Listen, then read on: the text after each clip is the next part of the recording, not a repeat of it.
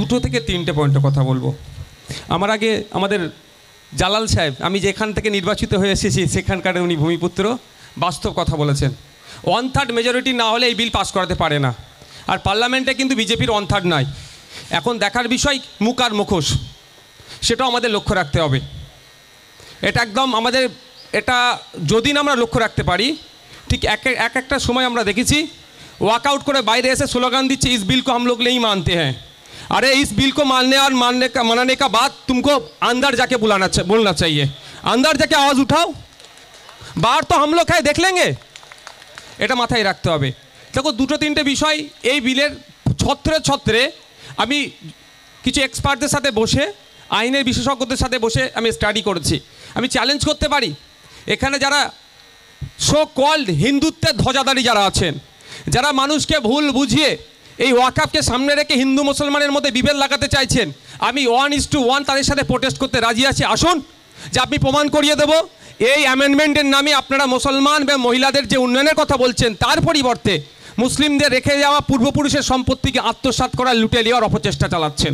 সময় স্বল্প, ওয়াকফ by user সবথেকে ভয়ঙ্কর গুরুত্বপূর্ণ বিষয়। ওয়াকফ বাই ইউজার একজন বক্তব্যে বলেছিলেন, আমাদের আমির সাহেব বলেছেন। তো ওয়াকফ বাই ইউজার যেটা আছে, দেখুন ব্যাপারটা হচ্ছে, আপনাকে বলি, আমি শুধু সারিয়ার দিক থেকে তো বলেছেন, শুধু সারিয়াতের দিক থেকে আছেই যে ইসলামিক ধর্মের রীতি অনুযায়ী, ইসলামিক ধর্মের রীতি অনুযায়ী মৌখিক দানকে কবুল করে নেবেন। এটা সুপ্রিম কোর্টের লেটেস্ট জাজমেন্টও এসেছে, তার কপি আমার কাছে আছে, চাইলে প্রোভাইড করতে পারবো। ইন্ডিয়ান এভিডেন্স অ্যাক্ট 1872 সালে তৈরি, তাই অনুযায়ী আমার বাপদাদুরা, আমাদের পূর্বপুরুষেরা অফ করে গিয়েছে, এটা কেউ হাত দিতে পারবে না। আজকের দিন পর্যন্ত যে আইন চলছে ওয়াকফ বাই ইউজার আজকের দিন পর্যন্ত বৈধ আছে।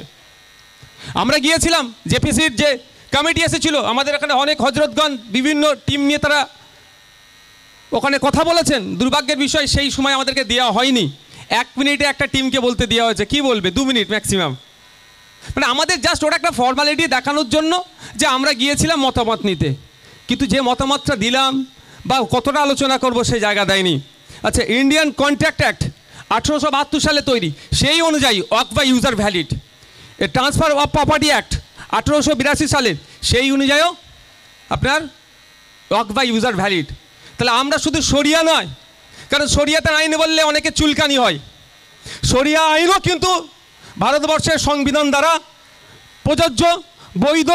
তারপরেও আমি বলছি শরিয়া আইনকে সাইডে রেখো, আরও 3 থেকে 4টে আমি আপনাকে একটা বলছি যার দ্বারা ওয়াকফ বাই ইউজার আমরা যেটা করেছি আমার বাপদাদুরা সেটা বৈধ। একটা ভয়ঙ্কর জিনিস নিয়ে এসছে, প্র্যাকটিসিং ইসলাম। কে ডিসাইড করবে 5 ওয়াক্ত নামাজ পড়ছে কি পারছে না? আমাদের মুফতি সাহেব, আমির সাহেব, কামরুজ্জামান ভাই যারা এসেছেন তারা মুসলিম ধর্মের অনুসারী, ফজরের নামাজ পড়েছে কি পড়ছে না, 5 ওয়াক্ত নামাজ পড়ছে কি পড়ছে না, প্র্যাকটিসিং ইসলামের মধ্যেই তো আসছে। ইসলামে যেখানে প্র্যাকটিসিং নন প্র্যাকটিসিংয়ের কোনো বিভেদ নেই, কোনো বৈষম্য নেই। এই অপদার্থ সরকার, জুমলাবাজের সরকার আজকে দিনের স্বপ্ন দেখালেও সম্পূর্ণরূপে ব্যর্থ হয়েছে। এই ব্যর্থতা ঢাকার জন্য ঢাল হিসাবে মুসলিমদেরকে দাঁড় করিয়ে দিচ্ছে। 5 বছর লেটেস্ট প্র্যাকটিসিং ইসলাম না হলে সে অফ করতে পারবে না। এখানে অনেকে আছে 5 ওয়াক্ত নামাজি, অনেকের কপালে দাগ আছে, অনেকের কপালে দাগ নাই। তাহলে কি ডিস্ট্রিক্ট কালেক্টর গিয়ে বলবে তোমার কপালে দাগ নাই, ঠিকঠাক তুমি হচ্ছে না? তুমি 4.5 বছর নামাজ ঠিক করে পড়েছো, 5 মাস তুমি ফাঁকিবাজি করেছো। তাহলে মানে আগামী দিন ইন ফিউচারে আমরা যদি কেউ অফ করতে যাই সেই রাস্তাটাও বন্ধ করতে চাইছে। এইগুলো আমাদেরকে আছে। আর একটা বিষয়, এখানে আমার নন মুসলিম ভাইরা অনেকে আছেন, অনেকের মনে ধারণা ঢুকিয়ে দিচ্ছে এই কিছু সমাজ বিরোধীদের দ্বারা যে আপনার অন্য অন্য ধর্মের প্রতিষ্ঠানের নাই, তাহলে ওয়াকফ কেন হবে, ওয়াকফের কেন থাকবে?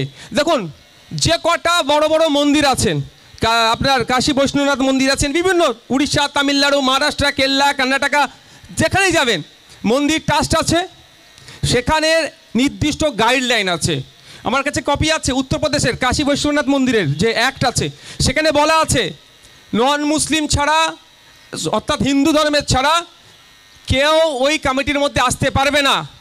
কমিটিতে যখন পারফর্মিং করবে, পারফর্মিং করা অবস্থায় যদি তার ধর্মকে তিনি সিজ করে দেন, অর্থাৎ ধর্ম থেকে তিনি যদি ছেড়ে দেন, সাথে সাথে ওই পদ থেকে তিনি বিতাড়িত হবেন। অ্যাক্ট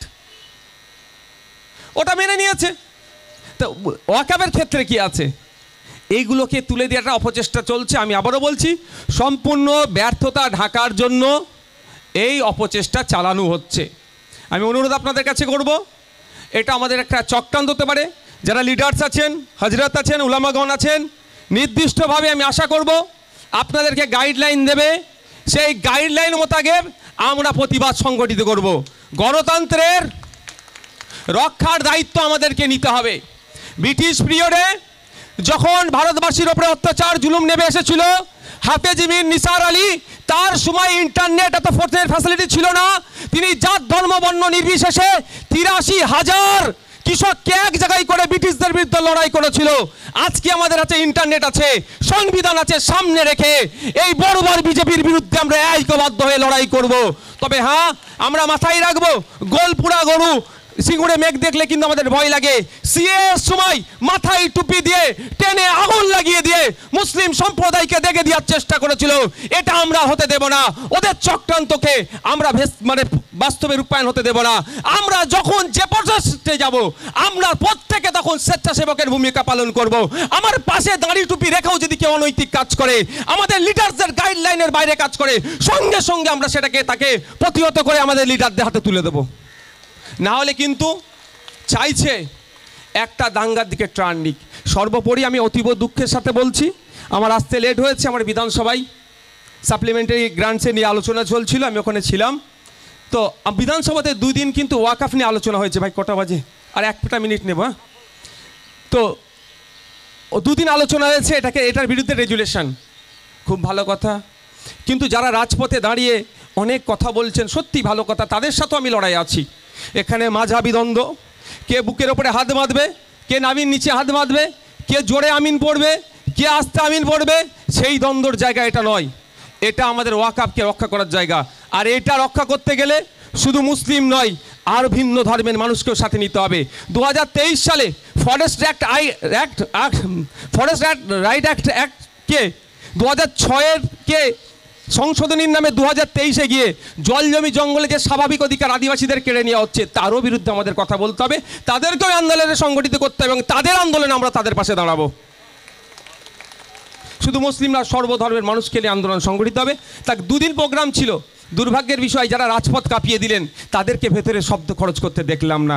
কিন্তু এটাও আগামী দিনে আমাদেরকে নোটিস করতে হবে যে বাইরেও চিৎকার করতে হবে, ভিতরেও চিৎকার করতে হবে।